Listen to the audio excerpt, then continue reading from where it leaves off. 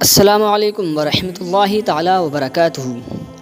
دوستوں، آج ہم بات کریں گے ایک بہت ہی اہم مسئلے کے بارے میں، جس مسئلے کو نہ جاننے کی وجہ سے ہمارے بہت سے مسلمان بھائی اپنی نمازوں میں کمی پیدا کر لیتے ہیں اور ان کی نماز مکروہ تحریمی ہو جاتی ہے، حالانکہ ان کو کچھ خبر بھی نہیں ہوتی۔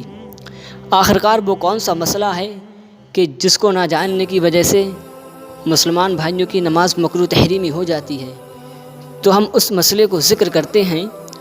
وہ مسئلہ یہ ہے کہ ہمارے بہت سے مسلمان بھائی جن کی پینٹ یا پاجامہ ٹخنے سے نیچے ہوتا ہے، تو وہ یہ خیال کرتے ہوئے کہ ہمیں ٹخنے دکھانا چاہیے تاکہ یہ سنت طریقے سے ہماری نماز ادا ہو اور ہم ثواب کے زیادہ مستحق ہوں، لہٰذا وہ اپنے پینٹ اور پاجامے کے موریوں کو موڑ لیتے ہیں اور وہ سوچتے ہیں کہ اب ہمیں ثواب زیادہ ملے گا، حالانکہ انہوں نے اب ثواب کو بڑھایا نہیں بلکہ گھٹایا ہے اور اپنی نماز کو مکروہ تحریمی کر لیا ہے، اس وجہ سے کہ نماز میں کپڑا سمیٹنا مکروہ تحریمی ہے۔ جیسا کہ پیارے آقا صلی اللہ تعالیٰ علیہ وسلم نے ارشاد فرمایا ہے کہ مجھے میرے اللہ نے 7 ہڈیوں پر سجدہ کرنے کا حکم دیا۔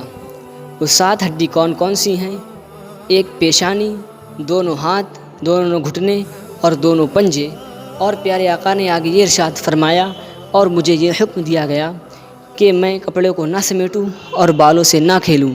لہٰذا اس حدیث کی روشنی میں ہمیں یہ پتہ چل گیا کہ نماز میں کپڑا سمیٹنا مکروہ تحریمی ہے۔